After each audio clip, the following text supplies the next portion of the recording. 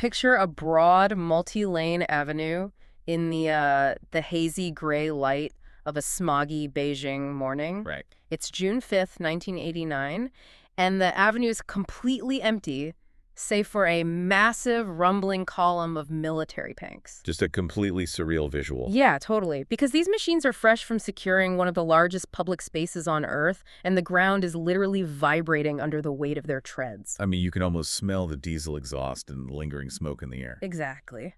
And then into the frame of this impossibly huge, intimidating display of state power steps a single, solitary man. He's not wearing military gear, right? No, not at all. He isn't holding a weapon. He's just wearing a plain white shirt and dark trousers. And he's got those plastic bags. Right. In his hands, he's holding what looks like ordinary plastic shopping bags, and he just stands there. He steps directly into the path of the lead tank, basically forcing a multi-ton war machine to grind to a halt. Which is just, I mean, it's unimaginable bravery. It really is, and we all know this image, you know. It is permanently etched into the collective memory of the 20th century. Oh, absolutely. But the story of how that specific photograph survived, how it was frantically hidden inside the water tank of a hotel toilet while secret police physically scoured the room, that's just the entry point. Right, it's just the tip of the iceberg. Yeah.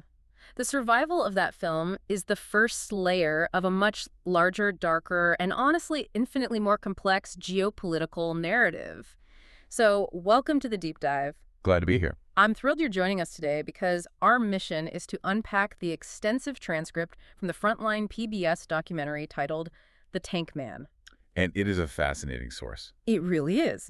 We're not just going to look at a famous photo. We're going to meticulously reconstruct the mechanics of what led up to that precise moment on the avenue, the immediate brutal fallout, and how the aftermath of that single day fundamentally rewired the global economy. And birthed the modern state of China as we know it today, really. And, you know, it is a massive undertaking. And before we immerse ourselves in the timeline, we really need to establish the framework for how we are approaching this material. Good point. Let's set the ground rules for the listener. Right. Because the documentary we are unpacking deals with incredibly intense, politically charged historical events. Very charged. We're looking at severe military actions taken by the Chinese government, deep complexities surrounding human rights, and the highly controversial decisions made by major Western technology corporations. Yeah, we're getting into some heavy stuff. We are. So we want to be explicitly clear with you, the listener, right up front. Our objective here is not to take geopolitical sides. Right. We aren't endorsing specific political viewpoints, whether they lean left, right, east, or west. Our role is strictly analytical. Just laying out the facts. Exactly. We are going to impartially report on the facts, the first-hand testimonies, and the structural analysis exactly as they are presented in the original documentary source material. No adding our own spin. None at all. We are here to convey the ideas contained in those sources, break down the mechanics of what happened, and really just help you understand the profound historical context of a day that changed the world. Okay, let's unpack this incredible survival story of the photograph itself, because the logistics of how it got out of China play out like a Cold War espionage thriller. It really does. It's wild. It's around noon on June 5th, and crucially, this is the day after the Chinese military had seemingly taken total violent control of Beijing. Right, the city is essentially on lockdown. Exactly. A group of Western journalists are essentially trapped in the Beijing hotel. They are crouching on their balconies, highly aware that exposing themselves could, draw military gunfire. Terrifying. And they are looking down at Chang'an Avenue, which ironically translates to the Avenue of Eternal Peace. Wow. The irony there is it's thick. Yeah. So down below, this lone man steps in front of the tanks. But what struck me deeply when reviewing the documentary's breakdown of the footage is the mechanical interaction between the man and the machine. What's fascinating here is that the lead tank didn't just barrel forward and crush him. Right, which it easily could have done. It easily could have. But it hesitated. The driver actively tried to maneuver around the man. The tank swiveled its chassis and turned its turret in what one eyewitness journalist described as an obscene dance. An obscene dance. I love that phrasing. It perfectly captures it. And every single time the tank shifted its massive weight to bypass him, the man in the white shirt jumped side to side, actively and intentionally blocking its path. He even climbs up onto the hull of the tank, right? Yeah, he bangs on the heavy metal lid, and, according to witnesses, yells something to the effect of, "Get out of my city." It's unbelievable. The sheer fragility of history in that moment is staggering. It is. This confrontation became a global symbol of defiance almost overnight. I mean, it's an image that literally inspired democracy movements across Eastern Europe in the months leading up to the fall of the Berlin Wall. Yeah, the ripple effect was massive. But it almost didn't make it past the lobby of that hotel. The Chinese Public Security Bureau, the PSB, were not oblivious to the fact that the Beijing hotel had a clear line of sight to the avenue. They knew the journalists were up there. Exactly. Ah. They were actively monitoring those hotel balconies from the ground and from adjacent rooftops using binoculars and walkie-talkies. They knew the Western Press Corps was up there filming the troop movements. Right. One specific photographer taking pictures of the tank man realized, with sudden dread, that the police had spotted him through their binoculars. Oh, man. That stomach drop feeling. He knew a raid was imminent. So in a moment of sheer panic but highly calculated quick thinking, he takes the roll of film out of his camera. Okay. He seals it in a watertight plastic canister, sprints into his hotel bathroom, removes the heavy ceramic lid off the back of the toilet, and drops the film directly into the holding tank. I try to put myself in that bathroom, just feeling the adrenaline spike. He drops the lid back on just in time because the documentary notes it was only 10 or 15 minutes later that the PSB physically burst through his hotel room door. Just barely made it. Barely. They raid the room entirely, they tear through his belongings, and they do find and confiscate another roll of film he had shot from the night before. Right, so they think they got the prize. Exactly. They leave feeling satisfied that they had successfully censored the documentation of the event. They completely missed the toilet tank. It's amazing. It wasn't until roughly 36 hours later, after the immediate security perimeter had shifted, that he managed to sneak back into that hotel room. And nobody had flushed it. By some miracle of plumbing, nobody had flushed the toilet. He retrieved the canister, and that is how the world got the image. The image survives by floating in a toilet. It's a stark reminder of how, manual and physical information control used to be. Yeah, pre-digital era. But if we shift our focus from the photographer back to the footage itself, the behavior of the tank driver really warrants deep analysis. Okay, let's look at that. Because after this tense back-and-forth dance on the avenue, the lead tank turns off its motor. And then the ripple effect happens. All the tanks in the column turn off their motors. Wow, just dead silence. Yeah, there is a sudden, heavy, mechanical quiet that falls over the avenue.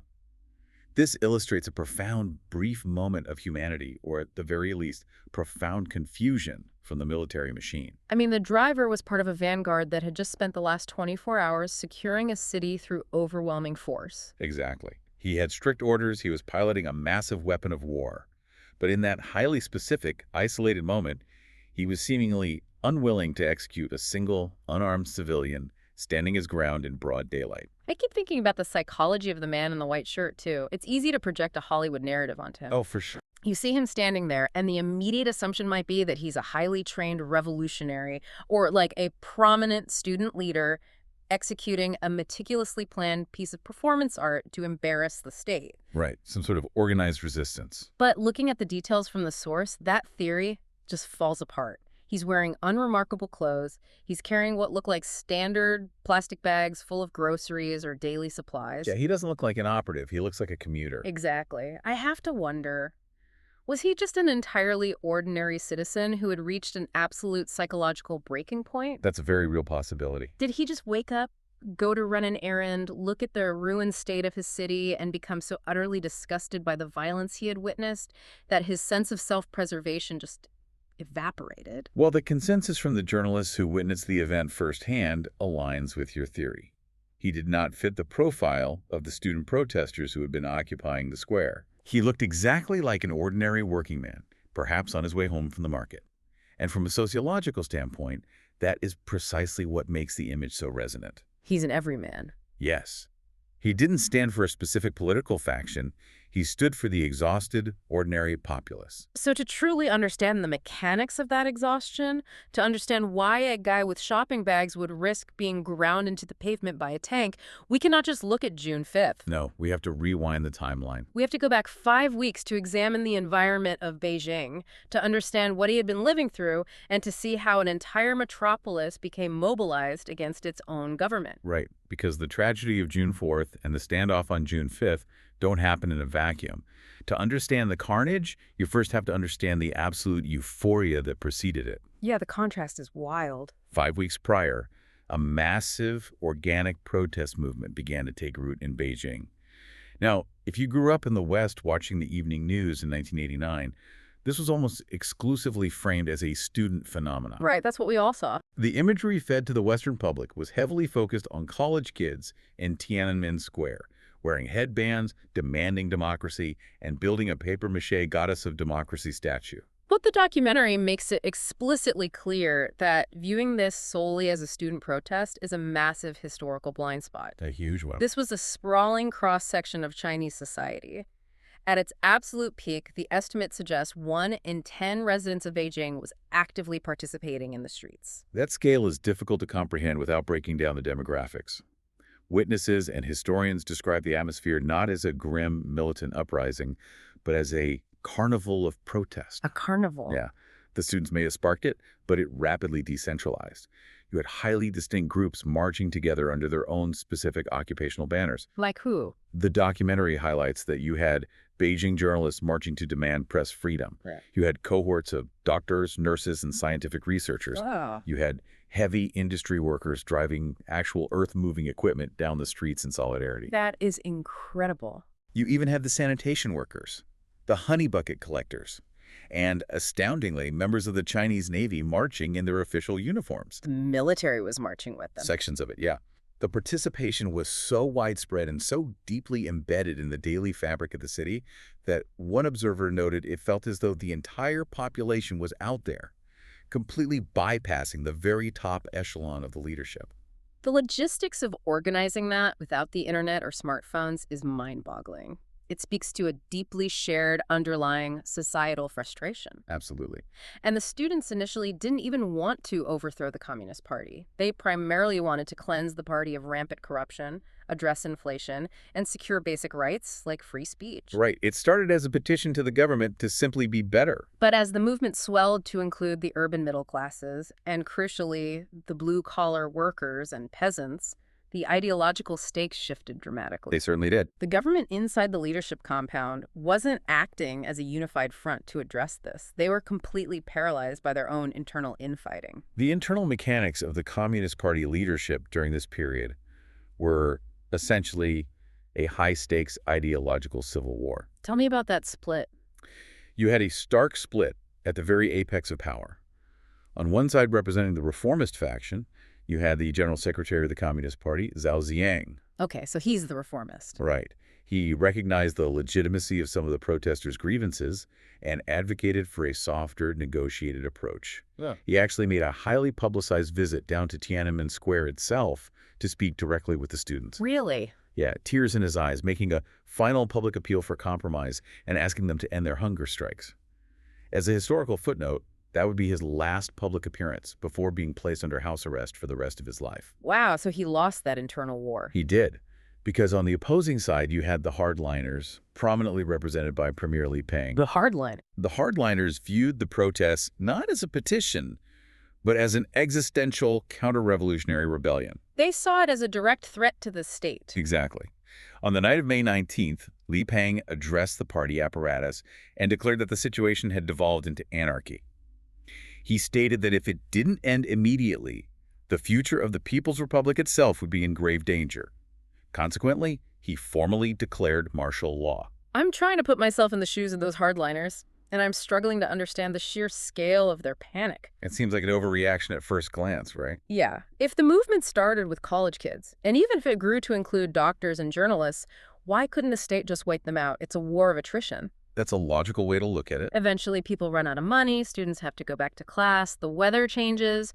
Was the leadership's panic primarily driven by the embarrassment of having foreign journalists broadcasting this chaos globally? The global embarrassment was certainly a massive irritant, especially since Soviet leader Mikhail Gorbachev was visiting Beijing at the time, bringing the world's press corps with him. Oh, terrible timing for the leadership. Exactly.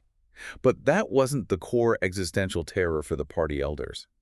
To understand their panic, we have to look at the foundational mythology of the Chinese Communist Party. Right.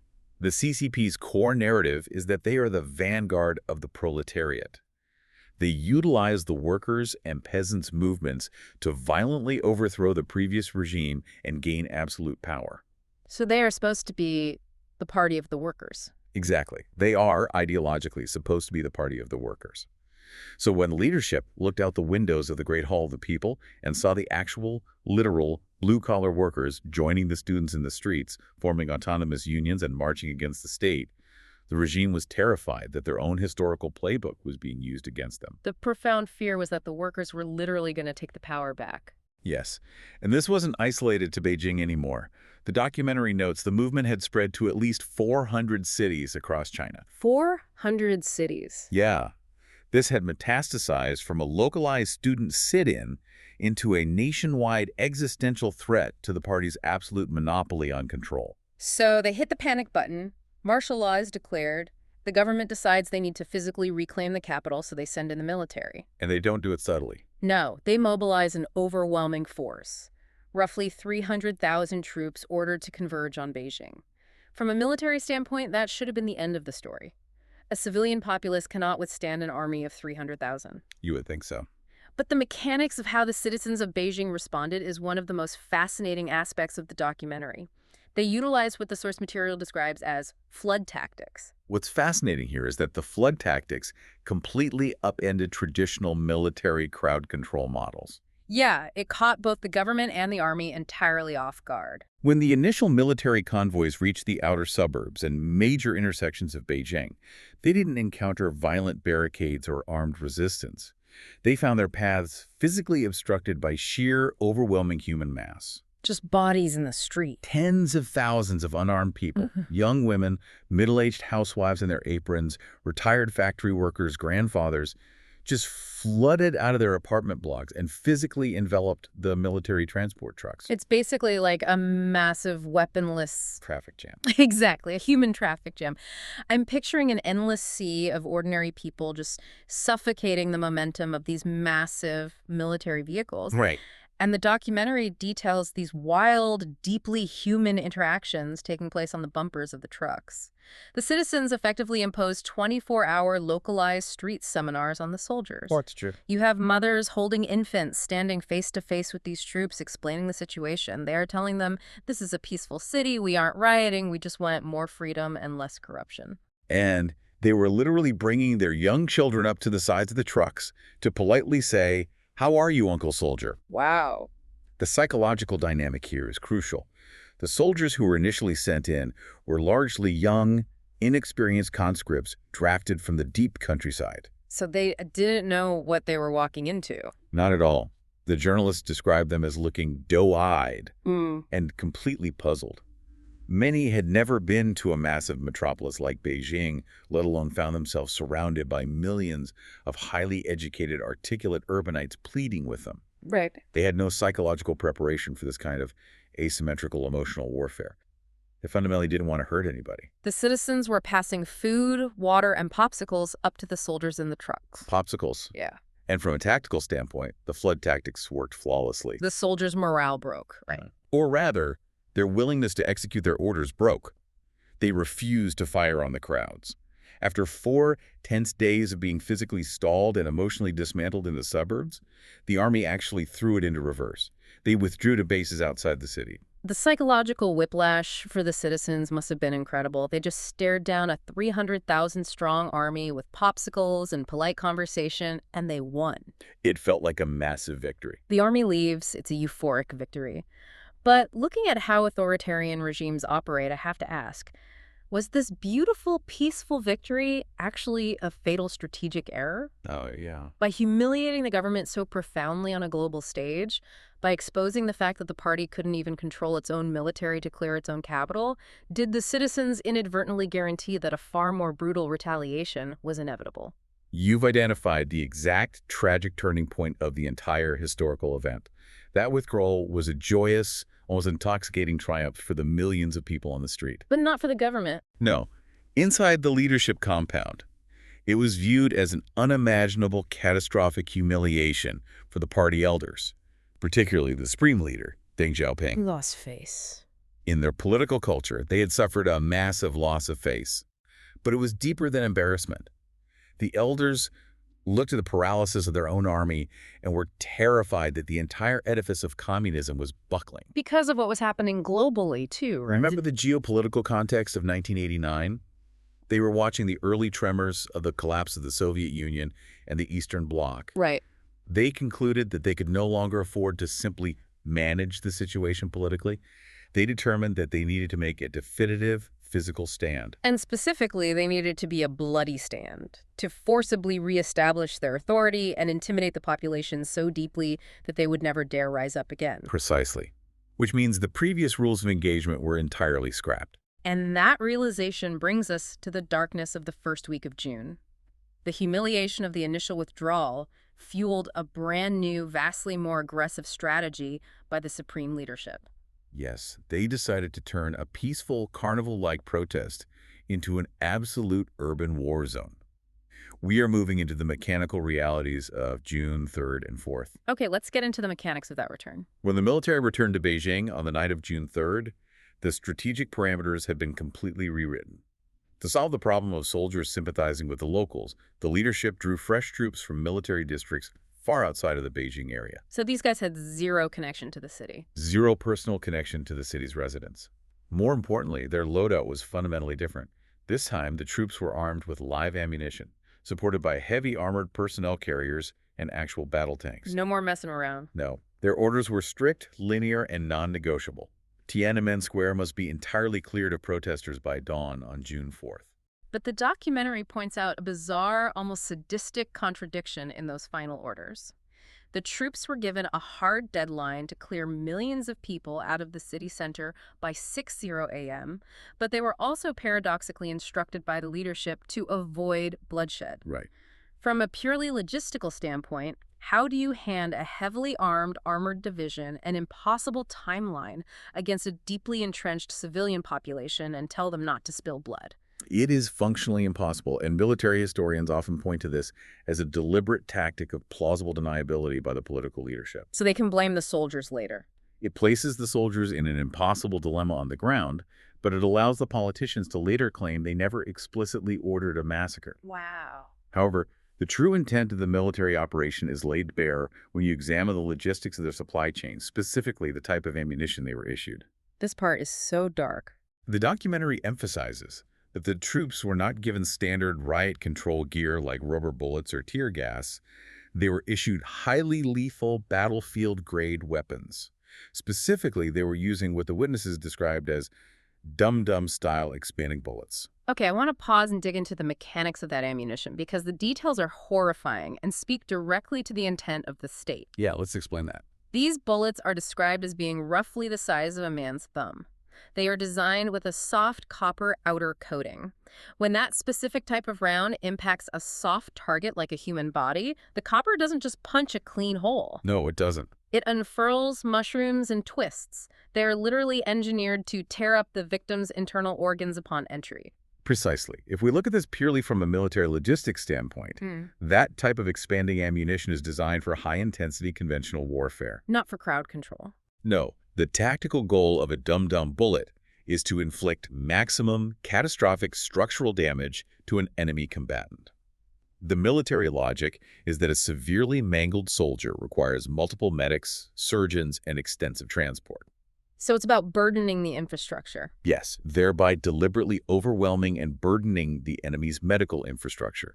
To deliberately issue that specific kind of battlefield ammunition to soldiers entering a dense urban setting for the stated purpose of civilian crowd control is a completely disproportionate escalation. It guarantees massive trauma. It does. And we see the results of that escalation immediately as the army pushes its way into the city limits. A major focal point of the documentary's timeline is the Muxidi Bridge. That was a critical geographic intersection. It was the main artery where all traffic entering the city from the west had to cross. The citizens of Beijing knew the army was coming back, so they had fortified the intersection. They barricaded the bridge with city buses and heavy construction equipment. As the army approached, someone threw a gasoline-soaked rug into the buses, setting them ablaze and creating a literal roaring wall of flame across the thoroughfare. The citizen resistance at Muxidi Bridge was fierce, but it was entirely asymmetrical against armored personnel carriers. When the military vehicles arrived, they didn't stop. They simply began ramming the burning buses out of the way. Just plowing right through. And that is when the live fire commenced. The crucial detail here is the indiscriminate nature of the firing. The troops weren't just engaging individuals actively manning the barricades. They began laying down suppressive fire in all directions. Into the apartments, right? Yes. The apartment buildings surrounding Muxidi Bridge were actually home to many senior government bureaucrats and their families. Hearing the commotion, residents were coming out onto their balconies to watch this unbelievable spectacle unfold in their city. Just bystanders. The troops on the ground simply raked the faces of those apartment buildings with heavy gunfire. The documentary recounts that people were shot and killed while merely standing inside their own kitchens, completely removed from the street level. The sheer shock of it is unfathomable. These are citizens who, just weeks prior, were handing popsicles to soldiers. Now, witnesses describe standing next to neighbors who were suddenly shot in the chest or the neck. It's horrific. And you mentioned the medical burden earlier. The documentary shows how the medical infrastructure buckled immediately under the weight of those battlefield wounds. Oh, entirely overwhelmed. Doctors and nurses were operating out on the street. Some were described as having their faces stained with blood from performing frantic mouth-to-mouth resuscitation on gunshot victims. Since the ambulance systems were overwhelmed, regular people were ferrying the bleeding and the dead to hospitals on flatbed, bicycle-pulled delivery carts. Just trying to save anyone they could. There's a haunting detail from one journalist who described sneaking into a local hospital through a back entrance. He immediately noticed a distinct, sweet, metallic smell heavy in the air. Oh, man. His friend turned to him and simply said, "That's death. That's what you're smelling." The violence radiated all along Chang'an Avenue as the military methodically plowed through successive civilian blockades on their march toward the center. It was a completely one-sided, pitched battle. It was. But analyzing this tactical advance brings us to a highly critical historical clarification that the Frontline documentary meticulously establishes. Okay, let's clear up this myth. When the general public thinks of the phrase Tiananmen Square massacre, the popular simplified conception is that the military rolled their tanks directly into the central square and simply mowed down the thousands of students who were peacefully gathered at the monument. Right, that's the narrative that was widely circulated in the rumor mill in the immediate weeks following the event, but the documentary goes out of its way to dispel that specific myth. The mass slaughter largely did not happen in the square itself. Exactly. The timeline of the square is quite different from the avenues. By roughly 1:30 in the morning, the vanguard of the military finally arrived at the perimeter of Tiananmen Square. They established a cordon, effectively surrounding the remaining students. And then, at 4:15 a.m., all the streetlights and floodlights in the square were suddenly deliberately cut. The entire area went pitch black. The terror of that darkness. The darkness was accompanied by the terrifying grinding sounds of tanks moving in and crushing the tents and debris of the protest camps.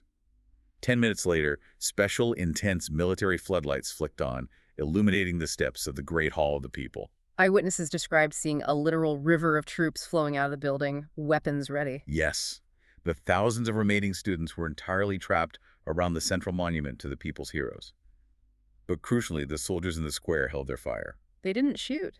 No, they utilized a loudspeaker to offer the students a brief window of amnesty if they vacated the premises immediately. The tension in that moment is almost impossible to grasp. The student leader, a young man named Feng Hongde, is standing in the dark, surrounded by an army that he knows has just slaughtered its way through his city. And he has to make a choice. He decides to hold a voice vote. He asks the remaining thousands of exhausted students if they should stay and defend the monument or if they should go.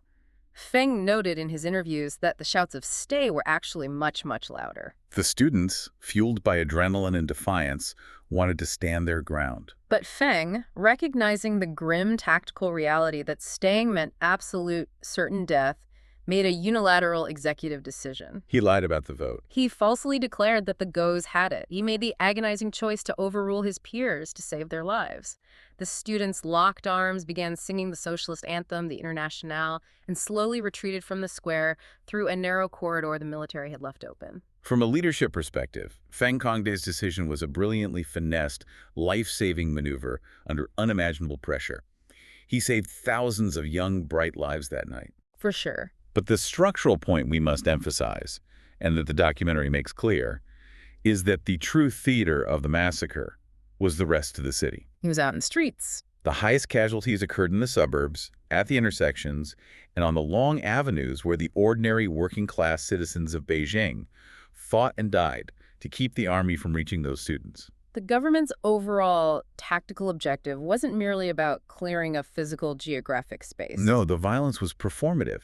It was designed to overwhelm, to shock, to terrify, and to awe the entire population into a state of permanent psychological submission. And the terror campaign didn't clock out when the sun came up. This brings us to the agonizing psychological warfare of the morning of June 4th. The aftermath. The square is officially cleared, but the city wakes up to the reality of what just happened. You have thousands of frantic parents who knew their kids were in the square the night before, and they haven't come home. Just absolute panic. These parents are out of their minds with worry. They begin gathering at the edges of the military perimeters, trying to push past the soldiers to re-enter the square to search for their children's bodies. And what the army did next is it's barbaric. The documentary describes how an officer would warn the crowd to step back. He would count down from 5, and then the soldiers would raise their assault rifles. The parents would realize the soldiers were actually going to shoot. They would turn and sprint away in terror, and the soldiers would open fire directly into their backs. And this wasn't an isolated incident. It was repeated over and over throughout the morning. Furthermore, when a civilian ambulance would rush into the intersection to provide aid to the people bleeding out on the asphalt, the soldiers would frequently open fire on the rescue personnel as well. It's like watching an unimaginably cruel avant-garde stage play, where the curtain just keeps rising on the exact same tragedy over and over. The soldiers shoot, the people run, they get shot in the back. The army waits an hour. Desperate people creep back looking for their kids, and the army shoots them again. Observing this loop forces a massive question about statecraft. How does a government ever govern again after treating its own citizens as enemy combatants? Right. If your authority rests entirely on the barrel of a gun, how do you maintain a functioning economy or society when you've just slaughtered the workforce in the streets of your own capital? That is the pivotal, defining question of modern Chinese history. How do they move forward from that?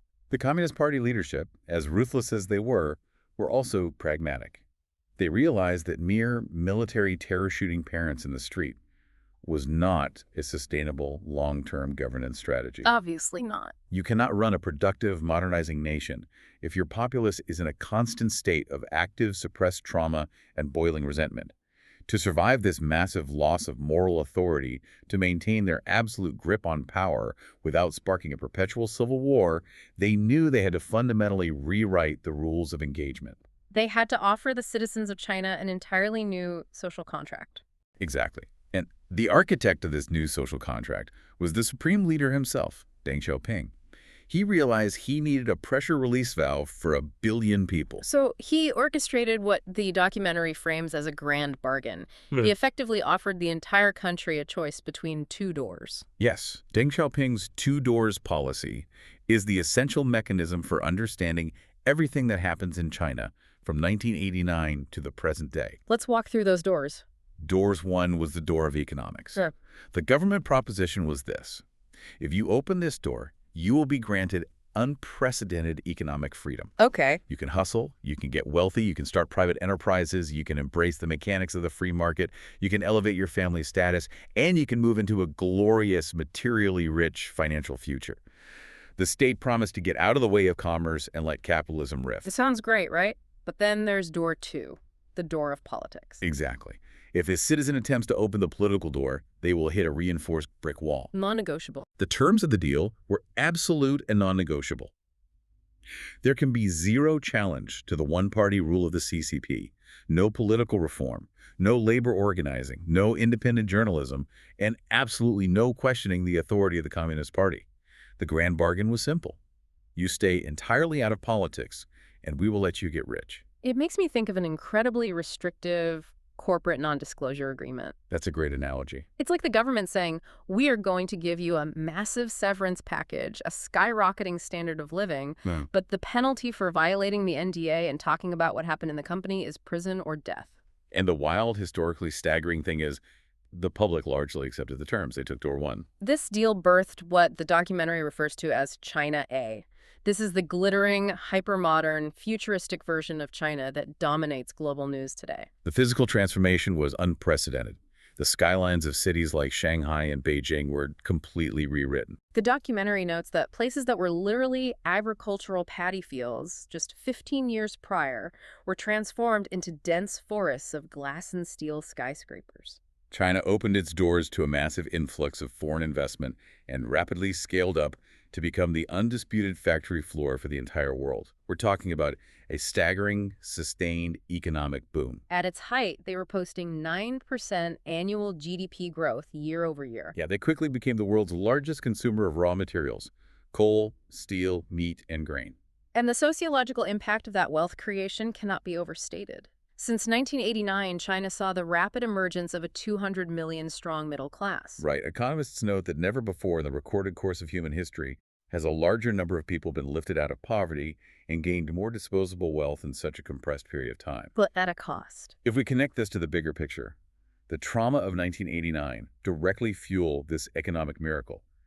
The party understood that they had successfully intimidated the political opposition for at least a generation through the sheer violence of the massacre. But fear alone breeds instability. Exactly. They needed to actively pacify the educated urban population. The sudden influx of wealth, consumer goods, and modern convenience acted as the ultimate bread in circuses. The economic miracle bought the Communist Party a new, highly lucrative lease on life. So what does this all mean? I'm trying to wrap my head around the psychology of the urban elite who lived through the massacre and then immediately transitioned into this wealth boom.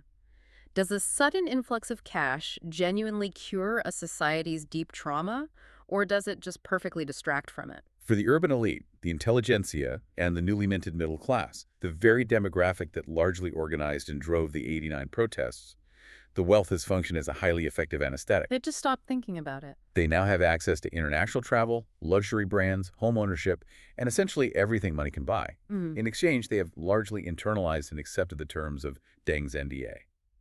Don't ask about the people who died in 1989, and don't challenge the party's authority today. It is a transactional, highly conditional peace. But as you look closer at the macroeconomic structure, that glittering wealth of China A doesn't run on magic. No, it certainly doesn't. You cannot build thousands of skyscrapers and manufacture the world's consumer goods without an astronomical amount of cheap energy. And in this context, the energy source is human. The workforce. Exactly. The economic engine requires an invisible, massive underclass to keep it running at that breakneck speed. Which brings us to the dark, hidden flip side of the economic miracle. The documentary spends a significant amount of time exposing the reality of China B. China B, right. If China A is the 200 million people living in the futuristic coastal cities, China B represents roughly 750 million peasants living in the vast, chronically underdeveloped rural interior of the country. And the irony is, while the cities embraced hypercapitalism and got wildly wealthy, the rural areas were effectively hollowed out by the exact same market reforms. Yeah. Under the new system, the old communist state guarantees of the Iron Rice Bowl, which included basic healthcare and free education for everyone, totally collapsed in the countryside. The structural collapse of the rural safety net is profound. In China B, residents now have to pay entirely out of pocket for basic necessities that used to be provided by the state. Even for schools. Yes. The documentary highlights that in these rural provinces, not a single child goes to school for free anymore.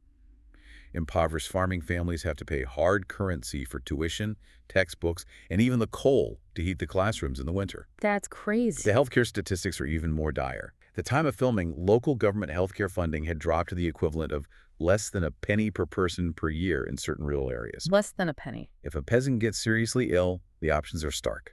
You either rely on local, unregulated herbal remedies, or you simply die because you cannot afford a hospital bed. And because these families literally cannot afford to survive, let alone educate their children on subsistence farming income alone, It triggers a demographic earthquake. It sets off the largest internal mass migration in human history. We are talking about hundreds of millions of people packing their bags and going on the move. Parents make the agonizing decision to leave their rural villages, often leaving their young children behind to be raised by aging grandparents, to go find wage work in the booming industrial cities of China A. They might see their kids for 1 week a year during the Spring Festival, if they are lucky. And where are these hundreds of millions of migrants going? They are going to fuel the specialized factories of the global supply chain. The documentary team travels to one of these manufacturing hubs, a place called Shenzhen. It's what is colloquially known as a bedding city. A bedding city. Yeah, one of the unique mechanisms of China's manufacturing boom was extreme geographic specialization, essentially dedicating an entire city to the production of a single category of product. Oh, wow. So you have a city that only makes socks, another city that only manufactures toothbrushes, and Shenzhen is dedicated entirely to making comforters, pillows, and bed sheets for the global market. That is wild. And the factory bosses in these specialized hubs have a highly specific, calculated demographic preference for their labor force. They almost exclusively want to hire young women migrating from the poor rural provinces. The management's justification for this is chillingly pragmatic. They prefer young women because they are energetic. Energetic. What that actually means in practice is that they are fresh, they are docile, they lack local support networks, and they can be physically pushed to the absolute brink of human endurance without rebelling. The documentary outlines the working conditions. These young migrant women are working 13-hour days, 7 days a week. Often, they do not get a single day off for months at a time. Unbelievable. And for that back-breaking, relentless labor, they are earning roughly the equivalent of $120 a month. They live on-site in cramped company dormitories, sleeping 12 to a room in bunk beds, essentially existing entirely within the confines of the factory complex. And from a legal standpoint, they have zero structural recourse or leverage to improve their situation. None. They are forbidden from forming independent labor unions. They have no statutory pensions, no guaranteed sick pay, and absolutely no legal framework for compensation if they are injured on the factory floor, which happens with alarming frequency given the exhausting hours and dangerous machinery. The documentary introduces us to Han Dongfan, who brings a critical perspective to this. He was actually an independent union leader during the 1989 Tiananmen protests, advocating for workers' rights. He was subsequently imprisoned, exiled, and now broadcasts a labor rights radio show from Hong Kong back into mainland China, acting as a remote clearinghouse for workers to call in and expose the daily abuses they face. The stories Han Dongfan uncovers on his radio show are grim and highlight the systemic exploitation of this underclass. He documents instances of workers who attempt to protest sudden wage cuts getting physically beaten up by hired thugs while the local police look the other way. He reports on factory workers suffering severe chronic health problems like neurological damage from inhaling toxic industrial glue fumes because management refuses to provide even basic protective gear like masks or ventilation. And this exploitation isn't limited just to factory floors. The documentary explicitly touches on the migrant construction workers, the men who physically built the glittering infrastructure of China A, including the literal stadiums for the 2008 Beijing Olympics. These workers are trapped by something called the hukou system, incredibly strict internal residency laws. Explain the hukou system, because that seems central to all of this. The hukou system is the crucial mechanism of control here. It ties the citizens' social benefits and legal residency status strictly to the town where they were born. Okay, so you can't just move and become a citizen of a new city. Exactly. So when a rural migrant travels to Beijing or Shanghai to build skyscrapers, they are essentially treated as illegal aliens within their own country. Wow. They build the glittering cities, but they aren't legally allowed to settle in them, send their kids to school in them, or access health care in them. They are banished to live in squalid, single-sex construction hostels on the outskirts of town.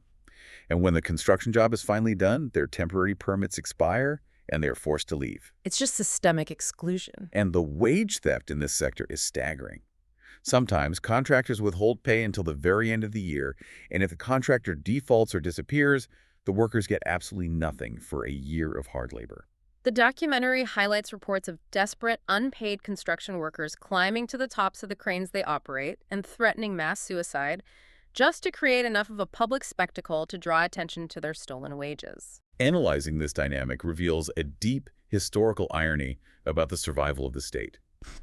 The entire reason the regime panicked in 1989, declared martial law, and called in the military with expanding bullets was because they fundamentally feared a blue-collar worker uprising. They were terrified the proletariat would realize their power and take the country back. Yet the subsequent survival of the regime, the entire economic miracle that keeps the party in power, funds their military, and pacifies the urban elite today, is built entirely, explicitly on the total disenfranchisement, structural exploitation, and legal silencing of those very same workers. That is just a staggering irony. By intentionally denying hundreds of millions of people basic labor rights, the state has manufactured what sociologists refer to as a massive pool of resentment. They are sitting on thousands of societal earthquake faults, and the pressure cooker is hissing. The documentary cites internal statistics noting that by 2005, there are 87,000 reported mass protests or public order incidents across China in a single year. 87,000 protests in 1 year. The friction between the exploited workers and the state is undeniable and constant. Absolutely. But the government goes to extreme, highly coordinated lengths to project a flawless image of a harmonious society to the outside world. I'm thinking specifically about the factory interviews in the documentary. The Western film crew goes to the Sangsingchen bedding factory, and management pulls 3 young women off the floor to be interviewed on camera. But there are government minders and factory bosses standing right there, literally just inches out of frame, watching every move and listening to every word. Yes, and the initial dynamic of that interview is highly orchestrated. The girls sit up straight and give very rehearsed, glowing praise of their employment. They say things like, "The food in the canteen is great, we are paid regularly, the management treats us well." It's a highly controlled narrative designed for Western consumption. Watching that footage honestly felt like watching an eerie hostage video. You can see in their eyes, they absolutely cannot speak freely with the boss standing right there. But eventually, despite the intimidation, one of the girls cracks just a little bit. What did she say? She quietly admits to the camera that the pay really isn't enough to live on, and she mentions that her friends on the floor are so deeply exhausted from the 13-hour shifts that they are literally falling asleep while operating heavy industrial machines. That's heartbreaking. It forces a fundamental question about sustainability.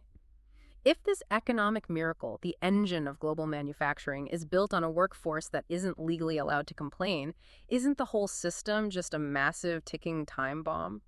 It's an incredibly delicate and dangerous balancing act. The state uses the massive tax revenues generated by the booming coastal cities to fund a gargantuan, highly sophisticated internal security apparatus. The police state is specifically designed to keep those rural and migrant populations disorganized, localized, and in check. But physically controlling bodies in a factory dormitory or on a construction site using traditional police tactics is one thing. As China rapidly integrates with the global economy and builds out its technological infrastructure, the regime faces an even more complex existential threat. The internet. Exactly. The question becomes, how does an authoritarian regime control the minds, the flow of information, and the historical memory of over 1 billion people in the digital age? Here's where it gets really interesting, because that technological challenge brings us to the mechanics of the Great Amnesia, and crucially, the complicity of Silicon Valley in building it. Yeah, this part is gaming. Because the blunt physical suppression of 1989 evolved into a sophisticated digital erasure that is staggering in its scale and effectiveness. The documentary team conducts an incredible sociological experiment. They take the famous photograph of the tank man and they go to Bejeda, the University of Beijing. And context is key here. Beta is essentially the Harvard of China. It is the most prestigious academic institution in the country. And more importantly, in 1989, Beta was the absolute epicenter, the intellectual nerve center of the entire student protest movement. The journalists take this iconic photo, show it to current brilliant undergraduates on that very campus, and ask them if they know what it is. The results of that informal survey are genuinely chilling to watch. Keep in mind, these are some of the brightest, most globally connected and privileged students in the country. And when they are shown one of the most famous photographs of the 20th century, an event that happened in their own city, sparked by students from their own university, they are completely, genuinely baffled. They have no frame of reference for the image. One student stares at the tanks and guesses it must be a military parade. Another looks at the composition and asks if it's an avant-garde art project, or if the Western journalists just digitally manipulated it. The erasure is total. It proves that essentially no one under the age of 20 in China has ever seen the image, because the state systematically wiped it from the physical and digital record. If it's not in the textbooks and it's not on the internet, it never happened. But here is where the narrative pivots from a purely domestic Chinese political issue to a massive global controversy. In order to maintain this unprecedented level of digital amnesia, to physically build the infrastructure required to censor an internet accessed by hundreds of millions of people, China couldn't do it alone. Right. They relied heavily on the expertise and hardware of Western technology corporations. This represents a critical, dark juncture in the history of the internet. To understand the mechanics of this complicity, we look at search engines, specifically Google. The documentary outlines that if you were to search the term Tiananmen Square on Google in the West circa 2006, the algorithm would return pages and pages of historical documentation. The tank man, the protests, the casualty estimates, the military crackdown. But if a user physically located inside China made that exact same search on the localized Chinese version of Google, they got a vastly different reality. They received perhaps 3 pages of results total. And those carefully curated results consisted entirely of street maps, architectural history of the monuments, cooking hints for local restaurants, and photos of smiling tourists. The violent history of 1989 had been intentionally and algorithmically scrubbed from the database. Engineers literally had to write code to ensure those historical search terms returned 0 political results. It wasn't just Google actively participating in this censorship. In 2006, executives representing a who's who of American tech giants, Yahoo, Google, Cisco, and Microsoft, were hauled before the United States Congress to publicly answer for their complicity in building and maintaining this digital firewall. The most devastating concrete testimony of that hearing centered around the actions of Yahoo. The committee brought up the case of a Chinese journalist named Xi Tao. Xi Tao had simply forwarded an internal email to a pro-democracy website hosted in New York. The contents of that email were Chinese government instructions detailing exactly how local media outlets were required to censor coverage of the upcoming anniversary of the Tiananmen Square protests. When the Chinese state security apparatus intercepted that publication, they demanded to know the identity of the person who leaked the email. They went to Yahoo's localized operations in China. And Yahoo fully complied with the authoritarian state's demands.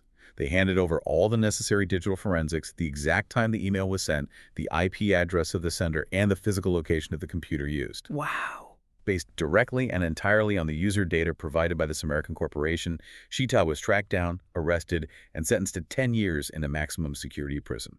When pressed by furious members of Congress about why they would hand a journalist over to secret police, the executives from these tech giants fell back on a very rehearsed, sanitized corporate defense. They repeatedly stated, "We must follow local laws in the sovereign countries where we operate. We believe that providing some limited access to information and technology is ultimately better for the Chinese people than providing no access at all." But let's strip away the PR spin. The underlying driving motivation wasn't a philosophical debate about incremental progress. It was raw, unadulterated access to a pristine, untapped market of 1.3 billion consumers. Money. The gravitational pull of that potential revenue was so overwhelmingly strong that it caused these companies to completely abandon their supposed foundational principles of free speech and the open exchange of information. It is the ultimate catastrophic collision between the utopian idealism of early Silicon Valley and the brutal pragmatism of authoritarian capitalism. And the Western complicity goes far beyond just tweaking software algorithms. It extends to the very hard infrastructure of the police state. The documentary highlights a massive, multi-billion-dollar Chinese government initiative known as the Golden Shield Program. This was a comprehensive modernization and digitization of their entire internal police control system. Human rights dissidents investigated the supply chain and discovered that Cisco Systems, an American pioneer in networking technology, was actively supplying the Chinese police with highly advanced surveillance routers and database management hardware. They weren't just selling generic tech. They were providing the specific capabilities required to link mobile police patrol cars directly to national databases, to integrate voice recognition and image identification across provinces, and to effectively digitize the state's absolute control over its population. This is where the ethical debate gets incredibly sharp. When the tech executives sitting in that congressional hearing tried to hide behind the bureaucratic excuse of, "We are just a neutral business following local laws," One congressman pushed back with an analogy that completely stops you in your tracks. That was a powerful moment.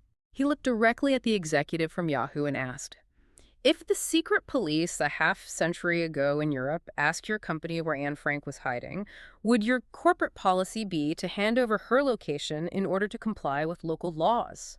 It is a devastating moral question because it shatters the illusion of technological neutrality.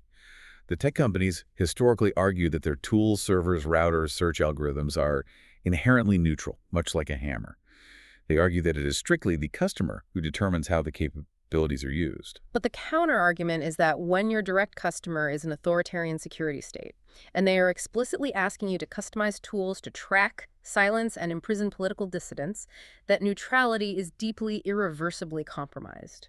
It raises a terrifying historical reality. The Internet, which was widely championed by academics and politicians in the 90s and early 2000s as the ultimate unstoppable democratizing force, a tool that would inherently destroy dictatorships by allowing free information to bypass state censors, had actually been inverted. It became a weapon. With the active engineering help of Western corporations, the Internet was transformed into the most efficient, pervasive, and inescapable tool for authoritarian surveillance and control ever invented in human history. But here is the profound twist in the narrative.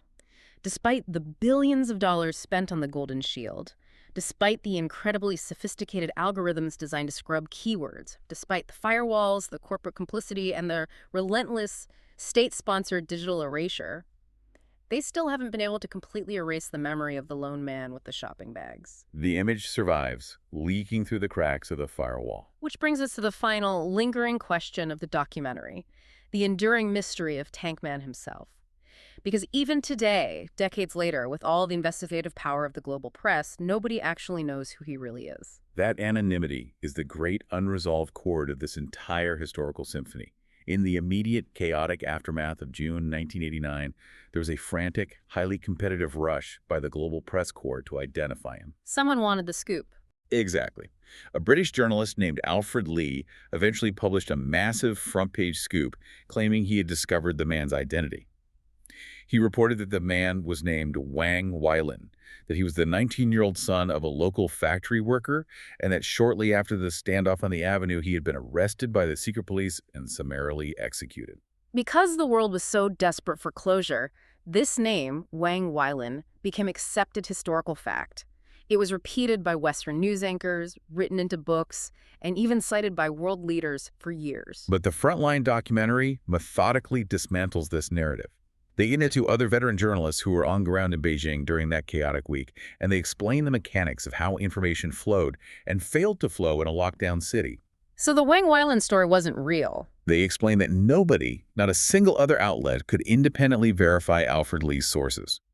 It turns out the Wang Weilan story was likely a classic case of what the locals in China call news from the footpath, essentially the urban rumor mill. In a closed, authoritarian society where legitimate, verified information is violently suppressed by the state, human nature dictates that people will fill in the agonizing gaps with rumors and speculation.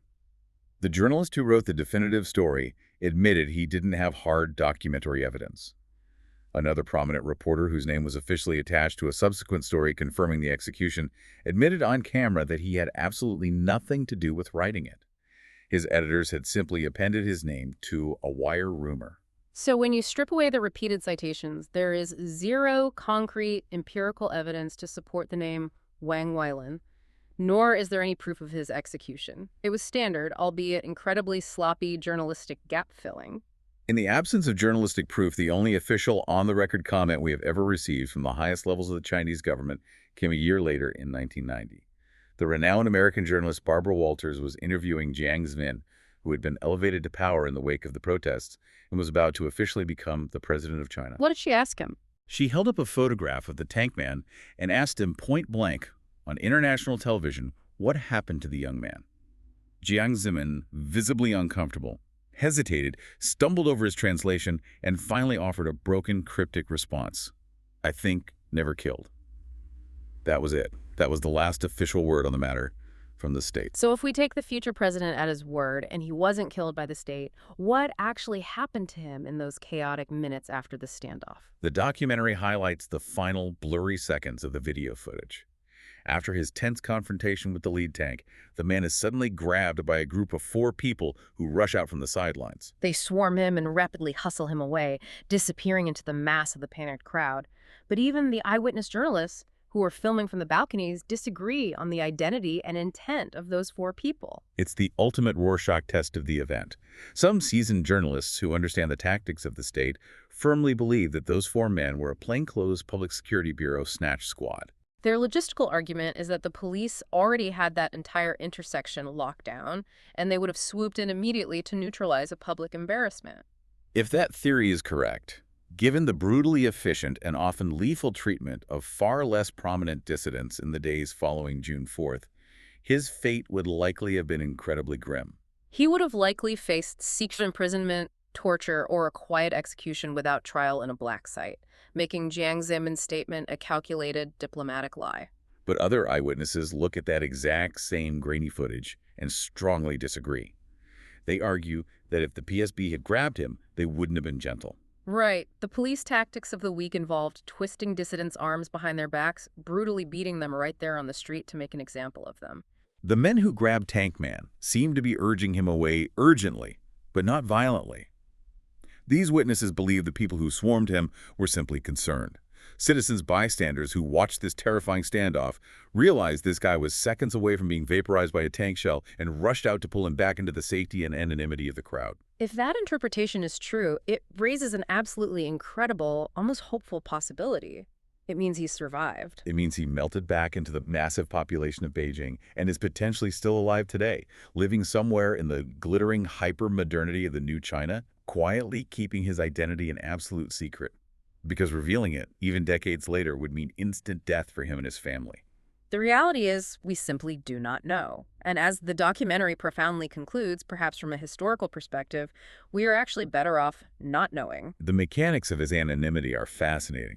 Tank Man doesn't actually need a verified name to hold power. On the night of June 4th, the state violently silenced millions of people. On the morning of June 5th, one single man stood up and visually spoke for all of them. He became a purely sacrificial, symbolic figure of ultimate defiance. If we eventually uncovered his actual name, his specific biography, his personal flaws, or his nuanced political leanings, it might actually dilute the purity of the image. The specifics of the man might distract from his sheer universal symbolic power. That is such a powerful sociological way to look at it. He functions almost exactly like the tomb of the unknown soldier. Because he's anonymous, because he is stripped of biographical context, he becomes a blank canvas. The entire world, regardless of their own political systems, can project their own highest ideals of courage, of inherent human dignity, and of the individual standing bravely against the crushing weight of the machine directly onto his white shirt. If a verified historical document leaked tomorrow proving that he wasn't a dedicated political hero, but just a completely average, exhausted guy who was having a terrible day, lost his temper, and did something reckless, would it ruin the symbol? I honestly don't think it would. I think it might make it even more powerful for the rest of us. It proves that you don't have to be a politically pure superhero with a master plan to stop a tank. You just have to be human, and you just have to say, enough. The mystery fundamentally preserves the purity of the act. The action he took on that avenue entirely transcends his identity. We've covered an immense, heavy amount of historical ground today. We started in a tense hotel room with a terrified photographer hiding a physical roll of film inside the water tank of a toilet to outsmart the secret police. We unpack the mechanics of how a city of millions mobilized into a euphoric, peaceful revolt, only to face the unimaginable darkness of their own military, utilizing battlefield weapons to clear the streets. We explored the complex aftermath. Deng Xiaoping's grand bargain that birthed a staggering economic miracle, creating a 200 million-strong middle class, but an economy entirely reliant on the systemic exploitation of an invisible, silenced underclass of migrant workers. And we analyze the chilling reality of how the regime, heavily aided by the financial complicity of Western tech giants, successfully built a digital fortress to algorithmically erase the memory of their own crimes from the minds of a billion people. It is a sweeping, deeply complicated narrative encompassing the raw mechanics of state power, the flow of global capital, the manipulation of collective memory, and the extreme lengths a government will go to maintain absolute control. The physical and economic transition of China from the bloody, barricaded streets of 1989 to the indispensable, glittering economic powerhouse of the 21st century is arguably the single most consequential geopolitical story of our lifetime.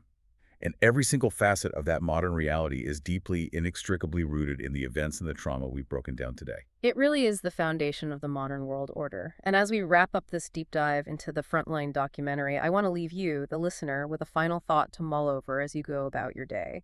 We live in an era where massive tech billionaires and deeply entrenched governments can collaborate to literally delete history. With a few keystrokes and lines of code, they can make a massacre disappear from a search engine for over 1 billion people. But despite all that unfathomable money, despite the cutting-edge technology, and despite the absolute terror of an authoritarian state, they still haven't completely beaten that photograph. So Yeah. I leave you with this question. In the long arc of history, does a single physical photograph taken by a terrified human being, stuffed in a plastic canister and hidden inside a toilet tank, actually hold more permanent, enduring power than the entire architecture of the internet? Think about that. Thanks for joining us on The Deep Dive.